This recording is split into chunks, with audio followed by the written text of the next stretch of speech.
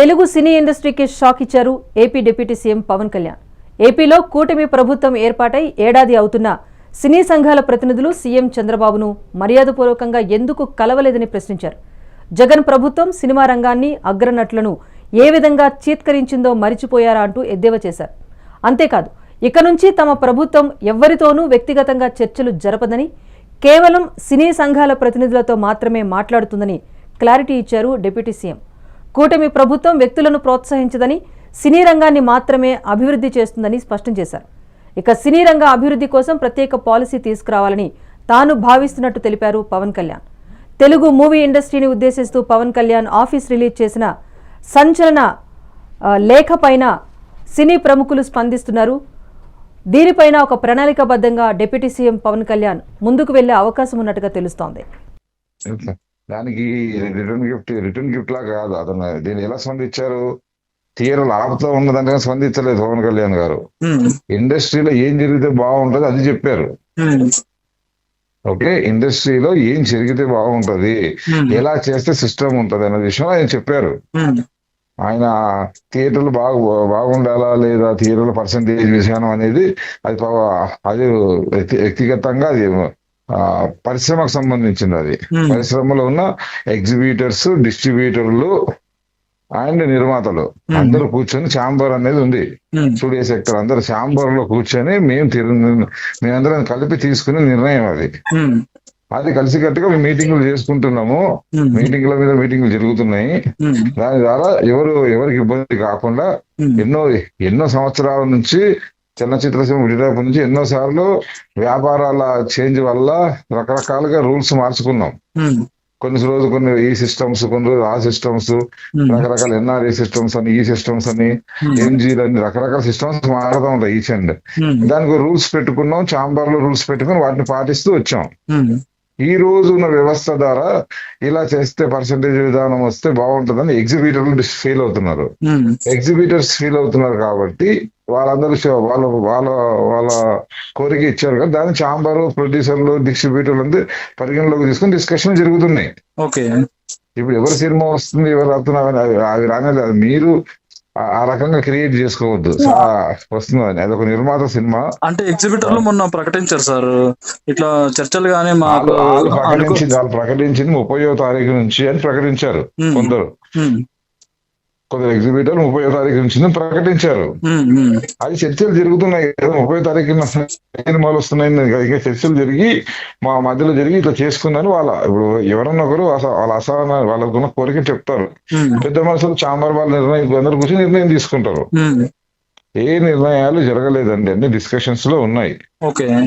ఆయన చెప్పింది వేరు. ఆయన యాజ్ ఏ డిప్యూటీ సీఎం గా ఆయన ఇండస్ట్రీ చాలా బాగుండాలని, ఇండస్ట్రీకి సపోర్ట్ బాగుండాలని మనుషుల ద్వారా కాకుండా సంఘాల ద్వారా వస్తూ చెప్తున్నారు. చాలా మంచి నిర్ణయం, చాలా మంచిగా స్పందించారు.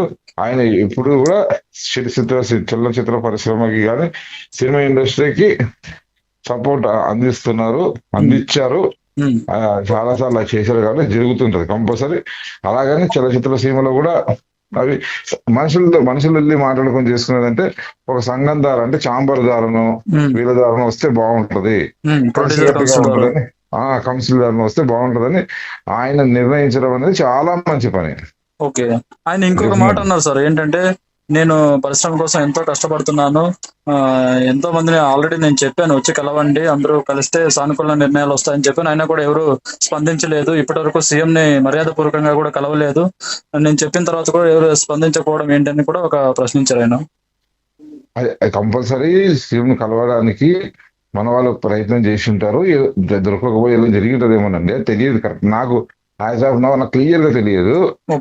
ఆల్వేస్ ఎప్పుడు కూడా ప్రతి ప్రభుత్వం వచ్చినప్పుడు ఎవరైతే సినిమా తీసుకుని ఆనవాయితీగా మేము అందరం ఛాంబర్ దాని గురించి వెళ్ళి కలవటాలు, ప్రభుత్వానికి ఏదైనా సరే సహకారాలు అందించడానికి ఎప్పుడు ఛాంబరు ఇండస్ట్రీ ఎప్పుడు ముందు ఉంటది.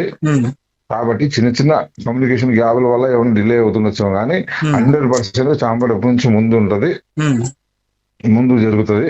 ఒకవేళ ఆయన దృష్టిలో రాలేదు కాబట్టి ఒకవేళ అలాంటిది ఏమన్నా జరుగుంటే డెఫినెట్లీ చంద్రబాబు నాయుడు గారు కలవాలి, సీఎం గారిని కలవాలి. మా కోరికలు ఉన్నాయి, చాలా ఉన్నాయి. చాంబర్ తరపు నుంచి, గవర్నమెంట్ నుంచి సపోర్ట్ తీసుకునేది.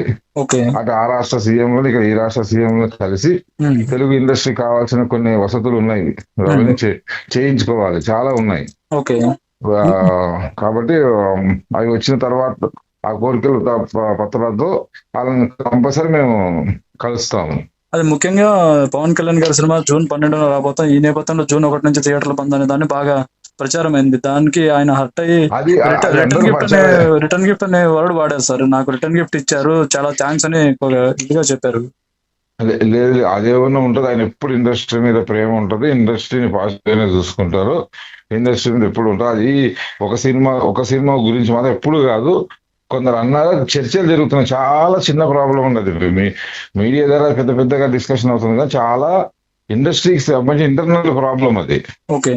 వాణిజ్యానికి సంబంధించిన పర్సంటేజ్ విజయం వల్ల ఏ సినిమాకి ఎంత నష్టాలు వస్తాయి, ఏ సినిమాకి ఎంత నష్టాలు వస్తాయి, దాన్ని ఎలా సహకరించుకుందాం, ప్రొడ్యూసర్కి నష్టాలు రాకూడదు కదా, ఏంటని అందరు చర్చించుకున్న రెగ్యులర్ సమస్య అది. ఓకే. అది అలాంటిది నాకు పర్సనల్ గా వెయిట్కి రావడమే నాకు ఇష్టం ఉండదు. ఓకే. వెయిట్కి రావడం ఇంటర్నల్ సమస్య, ఇంటి సమస్య. అది ఏ ప్రజలకు సంబంధించింది కాదు. టికెట్ ధర ఇవన్నీ ప్రజలకు సంబంధించింది అవుతుంది. ఈ పర్సంటేజ్ విధానం ఇవన్నీ ఏమో ఇండస్ట్రీలో డిస్ట్రిబ్యూటర్, ఎగ్జిక్యూటివ్, ప్రొడ్యూసర్. అందరం కలిపి అందరు అసోసియేషన్ లో ఉన్నాం, ఛాంబర్ లో. మేము అందరం ఛాంబర్ గారు నిర్ణయించుకోవాలి. మేము దానికి ఒక బోర్డు పెట్టుకున్నాము, ఈసీ మెంబర్లు ఉన్నారు, దానికి ఒక బైలా ఉంది, రూల్స్ ఉన్నాయి. వాటిని పెట్టుకుని చర్చించుకొని క్లోజ్ చేసే ఎన్నో సమస్యలు తీర్చాము. దాని ద్వారా ఎలాంటి గొడవలు లేకుండా మధ్యవర్తిలో వచ్చిన సమస్యలు ఈ సమస్యలు తీరుస్తాము. అది నిన్నటి రోజు ఏపీ సినిమాటోగ్రఫీ మినిస్టర్ కందుల దుర్గేష్ కూడా హోంశాఖ కార్యదర్శిని ఆదేశం, అసలు ఇండస్ట్రీలో ఏం జరుగుతుంది ఏంటి తెలియాలి, వాళ్ళు ఎలా నిర్ణయాలు తీసుకుంటారని కూడా ఆయన అన్నారు. లేదు, అవన్నీ అఫీషియల్ లెక్కలు రావండి.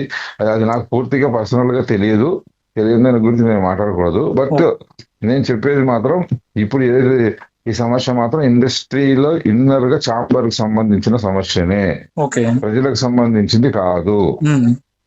కాబట్టి అది వాణిజ్యపరమైన సమస్య, వాణిజ్యపరంగా తీసుకుంటారు. మళ్ళీ చెప్తున్నాను మీకు, నిర్మాత, ఎగ్జిబ్యూటర్, డిస్ట్రిబ్యూటర్ సంబంధించిన సమస్య మాత్రమే ఇది. అదే అంటే ఆ నలుగురు నిర్మాతలే శాసిస్తున్నారు ఇండస్ట్రీని, వాళ్ళ థియేటర్లు పెట్టుకొని. ఎప్పటికీ జరగదండి. ఆ నలుగురు నిర్మాతలు ఇండస్ట్రీ ఎవరి సొంతం కాదు, ఎవరి సొత్తు కాదు. ఆ రోజు సక్సెస్ సినిమా, హిట్ సినిమా ఎవరు కొడితే వాళ్ళదే ఇండస్ట్రీ. ఓకే. ఈ రోజు నాని గారి సినిమా ఇటు కొడతాం, కోర్టు సినిమా ఆడింది, నగత సినిమా ఆడింది. ఈ రోజు నాని ఆ నలుగురులో ఉన్నారా? లేరు కదా. లేరు. మరి లేనప్పుడు ఆయన సూపర్ హిట్ కొట్టి కలెక్షన్ వచ్చింది. సినిమా బాగాలేకపోతే ఎవరు చేసినా ఆడదండి, సినిమా బాగుంటే ఎవరు చేసినా ఆడుతుంది, మీరు చేసినా ఆడుతుంది. మంచి సినిమా తీయటమే గ్రేట్ ఇక్కడ, అంతే. కానీ ఆ నలుగురు ఈ నలుగురు అని ఏం లేవండి. ఇక్కడ ఎవ్వరు ఎవరిని డామినేట్ చేయలేరు. ఏదో ఆ సందర్భం పర్సనల్ డామినేషన్ అనేది మీ ఇంట్లో ఉంటుంది, మా ఇంట్లో ఉంటుంది, అందరి ఇంట్లో ఉంటుంది. అన్ని పర్సనల్ డామినేషన్ ఉంటుంది. కానీ మామూలుగా ఇండస్ట్రీని డామినేట్ చేయడం ఎవరి వల్ల కాదు. డామినేట్ చేయాలంటే అన్ని హిట్ సినిమాలు చేసుకుంటూ వెళ్ళాలి. అదే డామినేషన్. మాకు తెలిసిన డామినేషన్ హిట్ సినిమాలు చేసుకుంటూ వెళ్ళడమే, అది మాత్రమే. కానీ పర్సనల్ ఎవరు డామినేట్ చేయలేరండి. అదే దామోదర్ ప్రసాద్ గారు ఇందాక మాట్లాడుతూ ఈ నెల 30వ తేదీ ఈసీ మీటింగ్ ఉంటుంది, అందులో ఒక కమిటీ వేస్తాం, కమిటీ వెళ్ళి అందరినీ కలుస్తుంది, తర్వాత నిర్ణయాలు ఉంటాయని చెప్పారు sir. Correct. As secretary, as producer council president Damodar Prasad గారు అందరితో సంప్రదించి అందరిని మీటింగ్లు పెట్టి ఒక్కొక్కటి ఎవరి మధ్యలో ఐకమత్యం కోల్పోకుండా, ఇండస్ట్రీ అంతా ఒకటేనండి. మేము ఎప్పుడైనా మా మధ్యలో ఐకమత్యం కోల్పోకుండా రాకుండా ఆ సమస్యను విధించడానికి వాళ్ళు ఎలక్షన్ లో మేము వాళ్ళని ఎన్నుకున్నాం. వాళ్ళని ఆ సీట్ లో కూర్చోబెట్టుకుని వాళ్ళు దామోదర్ ప్రసాద్ గారు వీళ్ళందరూ చాలా శక్తివంతమైన నాయకులు.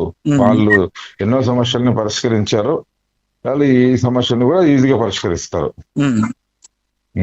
Okay sir, thank you sir స్పందించినందుకు.